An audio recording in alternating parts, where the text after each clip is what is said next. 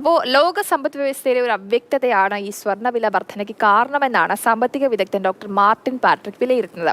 American tariff വിഷയം, അതേപോലെ സുരക്ഷിത നിക്ഷേപം എന്ന നിലയിൽ സ്വർണ്ണത്തിന്റെ ഡിമാൻഡ് കൂടുന്നത്, ഡോളർ മൂല്യത്തിലെ ചാഞ്ചാട്ടം, ചൈനീസ് റഷ്യൻ കറൻസികൾ കരുത്താർജിക്കുന്നത്, ഇതൊക്കെ സ്വർണ്ണവില ഉയരാൻ കാരണമായിട്ട് അദ്ദേഹം വിലയിരുത്തുന്നുണ്ട്. കേന്ദ്ര ബാങ്കുകൾ വൻതോതിൽ സ്വർണം കരുതൽ ധനമായി വാങ്ങിവെക്കുന്ന പ്രവണതയും വില ഉയരാനായിട്ട് പ്രധാന കാരണമായിട്ട് വിലയിരുത്തപ്പെടുന്നുണ്ട്.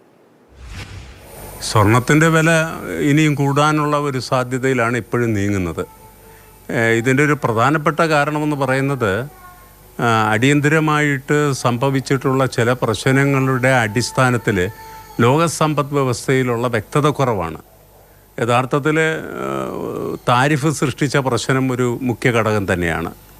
അതിനോടനുബന്ധിച്ച് തന്നെ ഫെഡ് എന്ന് പറഞ്ഞാൽ അമേരിക്കയിലെ റിസർവ് ബാങ്ക് പ്രസിഡൻറ്റുമായിട്ടുള്ള ചില രൂക്ഷമായ തർക്കങ്ങളുണ്ട്. ട്രംപിൻ്റെ അഭിപ്രായത്തിൽ പലിശ കുറയ്ക്കണമെന്നാണ്.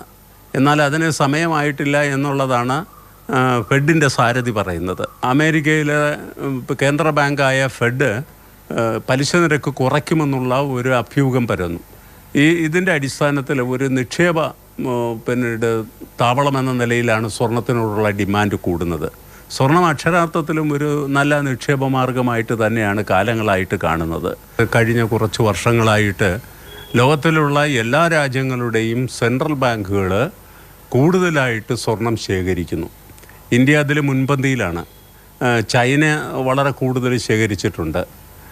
ഇന്ത്യയുടെ റിസർവ് ബാങ്കിൻ്റെ കയ്യിലിരിക്കുന്ന സ്വർണ്ണശേഖരം എന്ന് പറയുന്നത് 880 മെട്രിക് ടൺസാണ്.